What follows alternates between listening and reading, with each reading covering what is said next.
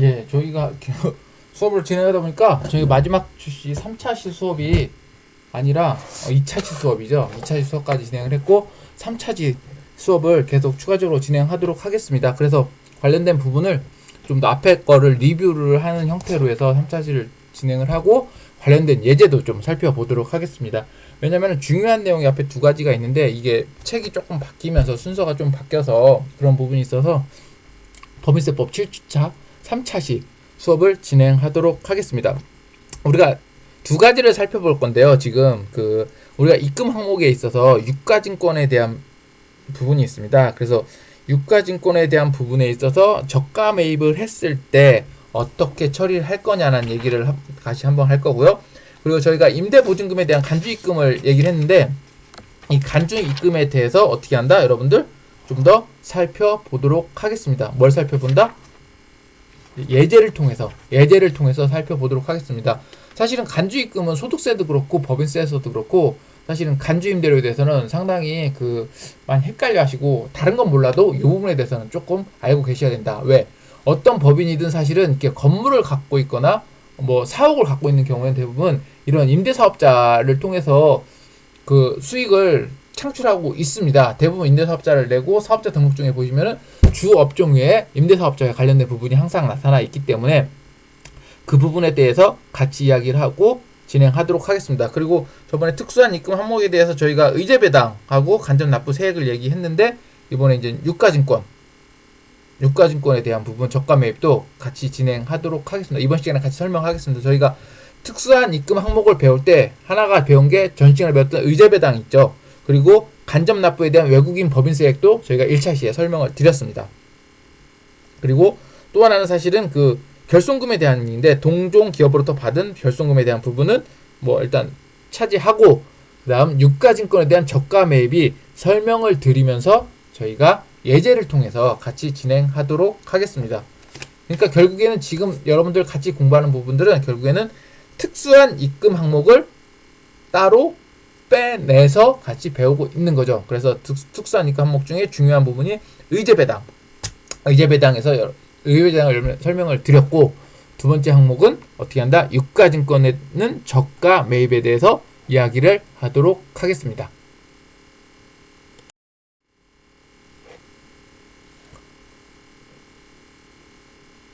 자, 유가증권에 대해서 좀 보겠습니다. 유가증권이라고 하는 것은 여러분들이 알고 계신 것처럼 어떻게 한다? 유가증권, 즉 주식입니다. 주식인데 이런 부분들이 어떻게 달리 적용되어 나타나는지를 살펴보도록 하겠습니다. 자, 자산의 저가 매입에 따른 일반적으로 어떻게 한다? 자산을 저가로 매입했을 때는 기본적으로 매입 시점에서는 전혀 상관이 없습니다. 왜? 어떻게 쉽게 얘기하면은 자산을 내가 어떻게 돼요? 싸게 시장가보다 좀 싸게 매입한 것이기 때문입니다. 따라서 이런 부분은 사실은 어떻게 해요? 이게 입금이냐 아니냐를 사실은 논할 필요가 없는 거죠.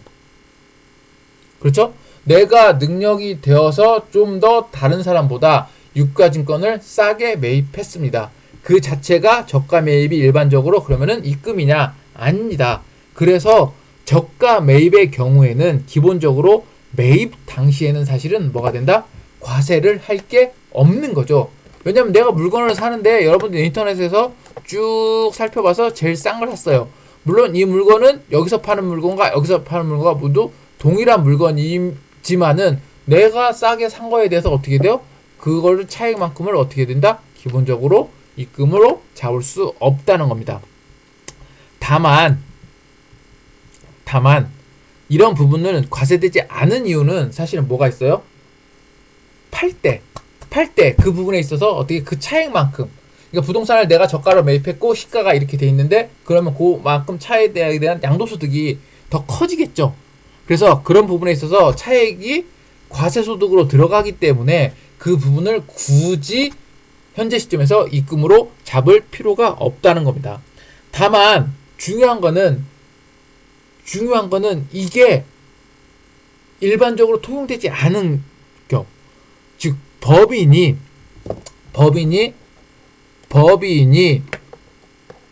특수관계인인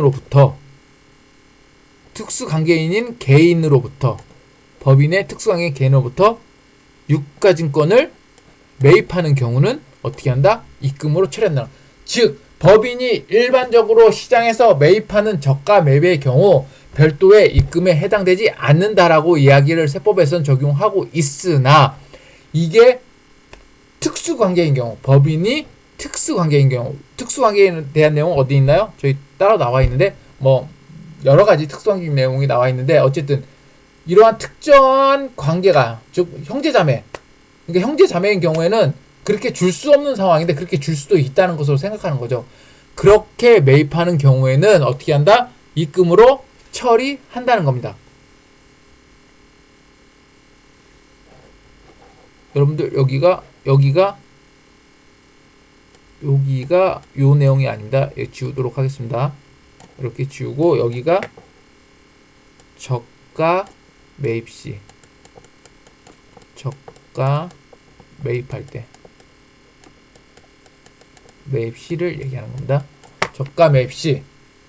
그래서 특수 관계인에 의해서 저가 매입한 거냐 아니면 그 외에 저가 매입한 거냐에 따라서 뭐가 다르다?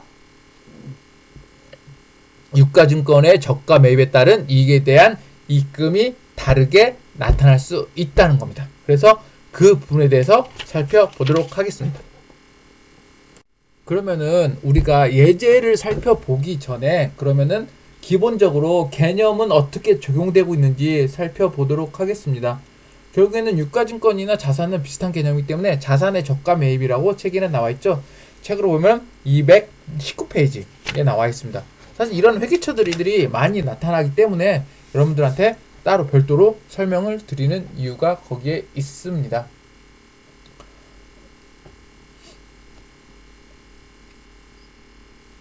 이 쉬는 날 집에서 혼자 동영상을 찍고 있으니까요. 사실은 제 자체가 좀 집중도 안 되고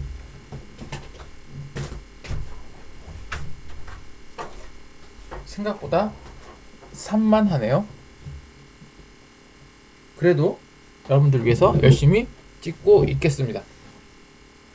자, 따라서 이런 특수관계인에 있어서 저가 매입인 경우에는 시가와 매입가, 그러니까 지금 현재 갖고 있는 시가와 매입가액을 어떻게 한다?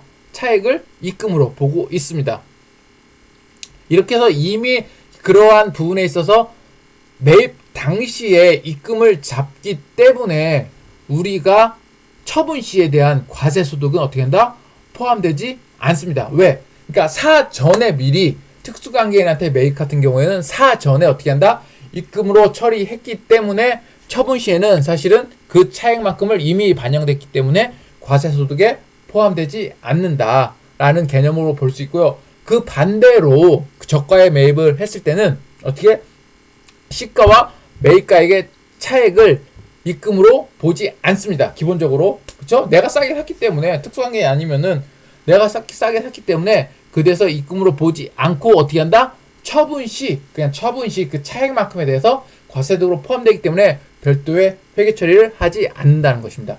그래서 우리가 여기서 중요하게 봐야 될 것은 기본적으로 그러면은 유가증권을 특수관계인한테 샀을 때 그러면은 어떻게 처리하느냐가 중요한 거고요. 두 번째로 그렇다면은 특수관계인에 대한 범위가 중요하다는 거죠. 특수관계인의 범위는 저희가 소득세에 나와 있나요? 법인세에 나와 있나요? 좀 살펴봐야 될 것 같은데 어쨌든 특수관계인의 범위는 여러분들 관련된 부분을 좀 찾아서 보시면은 좀 도움이 될 것 같습니다. 그래서 살펴보시면은 여러분들한테 이렇게 수업을 듣는데 조금 더 유리하지 않을까 하는 생각입니다. 그래서 해당 부분을 예제를 통해서 여러분들과 같이 살펴보도록 하겠습니다. 예제라고 하면 회계처리라고 할 수 있겠죠? 그래서 제가 이제 회계처리 하는 부분을 같이 살펴볼 건데, 이해하지 못하시면은 혹시라도 이게 어려운 회계처리는 아닌데 이게 결국에는 이제 특수관계인이냐 아니냐 라는 게 상당히 중요한 포인트가 되겠죠. 다음 장에서 예제를 통해서 같이 살펴보도록 하겠습니다.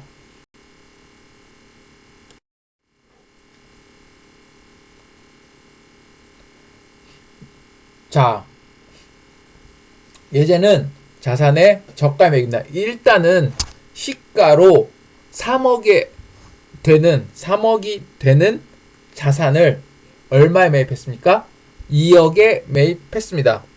그리고 기본적으로 그래서 어떻게 한다? 이것을 처분을 하게 됩니다.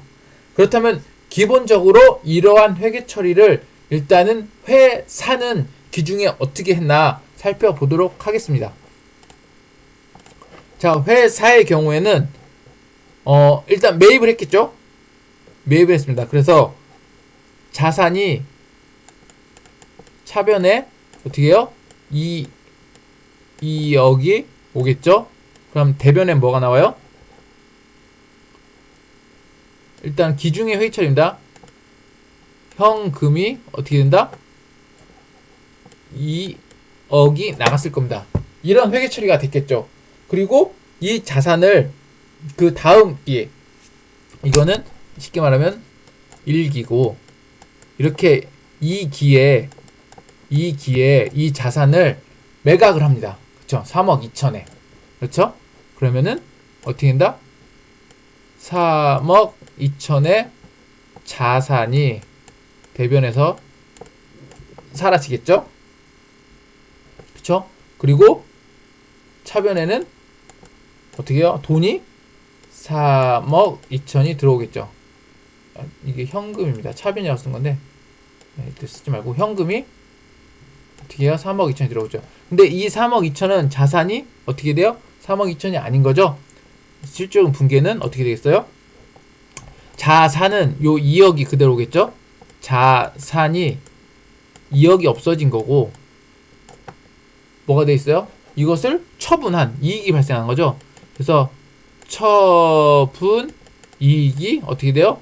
1.2억이 발생합니다. 이렇게 회사에서는 자산을 매입하고 판매함으로써 1.2억의 뭐다? 처분 이익을 어떻게 한다? 발생시켰습니다. 자, 이랬을 때, 자, 특수 관계인 경우에는 어떻게 회계 처리가 돼서 세무 조정이 되는지 살펴보도록 하겠습니다. 자, 그렇다면 이제 회사의 붕괴는 이렇게 처리했겠죠. 매입 당시에 이렇게 처리가 됐죠. 근데 우리가 앞에서 공부한 것들은 매입 당시에 회사의 처분 이익에 대해서는 어떻게 한다? 시가와 어떻게 매입가액의 차액만큼을 어떻게 한다? 입금으로 산입한다는 겁니다. 따라서 기본적으로 유가증권의 붕괴는 회사에서는 이렇게 처리했겠지만은 세무상의 붕괴는 어떻게 되겠어요?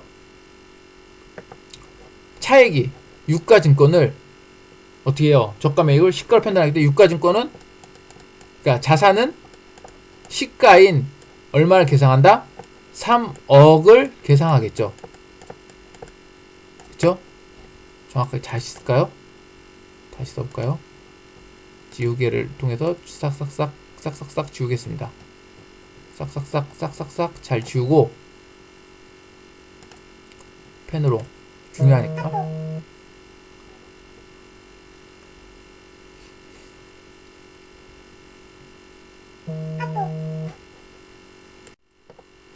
자, 카톡이 와서 잠깐 있다가, 자, 그러면은 자, 우리가 시가로 이야기를 한다고 했잖아요. 시가로 얘기한다고 했잖아요. 그러면은 결국엔 어떻게 되겠어요? 매입할 때는 자산은 세무상은 세무분정은 3억이 될 거예요. 회계 처리가. 그렇죠. 3억이 될 거고, 근데 문제는 현금은 2억이 나갔어요. 그럼 여기에 뭐가 오겠어요? 이만큼의 어떤 형태로든 수익이 어떻게 잡히는 거예요?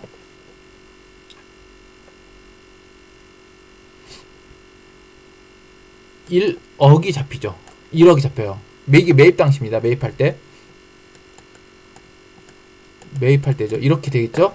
그러고 나서 이렇게 되면은 세무 조정은 요 차액만큼을 입금으로 가니까 입금 처리가 되는 거죠. 1억이. 자, 매입할 때 이렇게 처리했습니다. 그러면은 또 뭐가 있어요? 두 가지. 처분할 때, 이건 매입할 때에서 이 부분을, 이거는 6기죠. 매입할 때는 6기예요. 6기에 입금을 잡아서 각 사업연도, 여기 1기라고 했으니까 1기에 입금으로 처리를 했습니다. 자, 회사는 이 부분을 또 처분을 합니다. 처분을 하죠. 자, 처분을 하면 어떻게 할까요? 얼마에 처분했어요? 처분가액은 3억 2천이죠. 3억 2천이죠. 그러면은 처분했기 때문에 일단은 현금이 얼마가 나와요? 3억 2천이 들어옵니다. 그렇죠.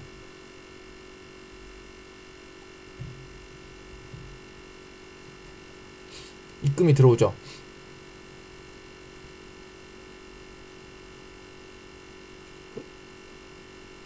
회사에서는 처리한 건 아까 말씀드렸으니까 따로 말씀 안 드릴게요. 그러면은 우리가 기본적으로 세무상 자산을 잡은 건 얼마예요? 3억이죠. 그러면은 유가증권 즉 자산은 얼마가 털리겠어요? 3억이 털리겠죠. 3억이 털리겠죠. 그쵸? 그리고 뭐가 발생하겠어요? 나머지가 처분이익이 어떻게 된다? 2천만 원이 되겠죠. 2천만 원. 2천만 원이 되겠죠. 그래서 어떻게 한다? 처분에 이렇게 되고, 그러면은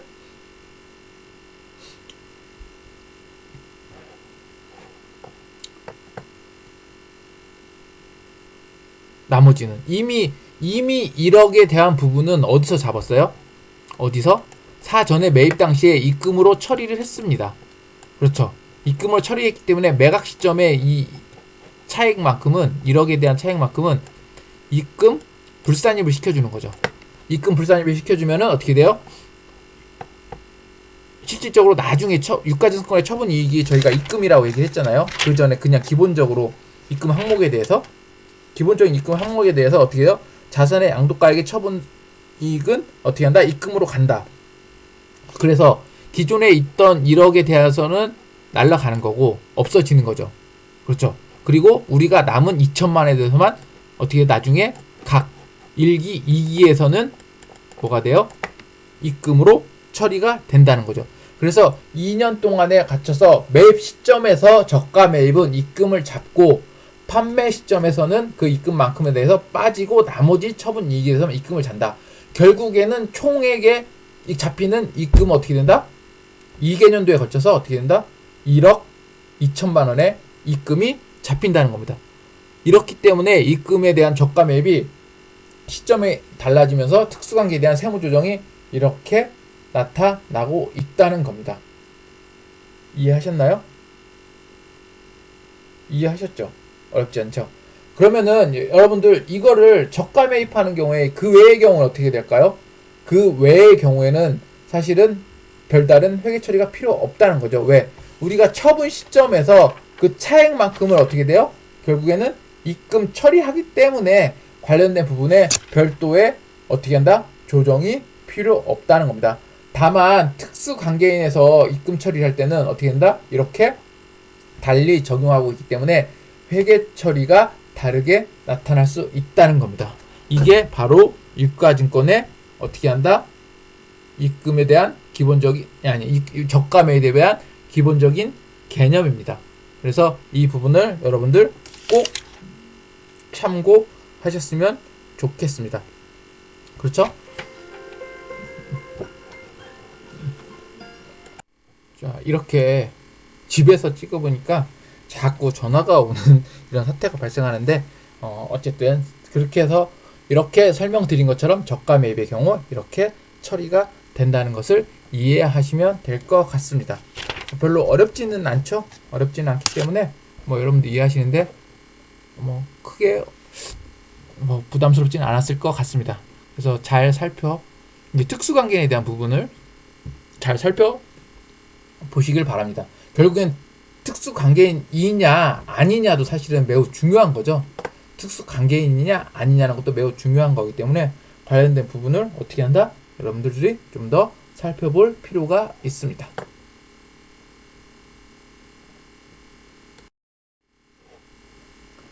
이렇게 하다 보니까는 간주 입금까지 나와 있는데 이 간주 입금에 대한 부분은 좀 더 이제는 예제를 통해서 설명을 드릴 겁니다. 그래서 지금 설명을 드리는 것보다는 중간고사 이후에 예제나 부분들을 저번에는 이렇게 가볍게 보고 넘어갔지만 좀 더 자세하게 살펴보도록 하겠습니다. 왜 이 얘기를 계속 하냐면은 사실 입금에서는 나머지 부분들은 사실 단순한 부분이기 때문에 그냥 입금을 하면 되는 거예요. 그러니까 어쨌든 돈이 들어오면은 입금일 확률이 높잖아요. 그리고 입금 불산입의 확률이 보다는 입금이 될 확률이 높은데 좀 특이한 입금 사항에 대해서는 우리가 어떻게 해야 된다? 알고 있어야 된다. 그리고 다음부터 중간고사 이후에는 이제 송금한테 배울 텐데 결국에는 어떻게 돼요? 송금 불산입 항목들이 쭉쭉쭉 나올 겁니다. 송금 불산입 항목. 왜?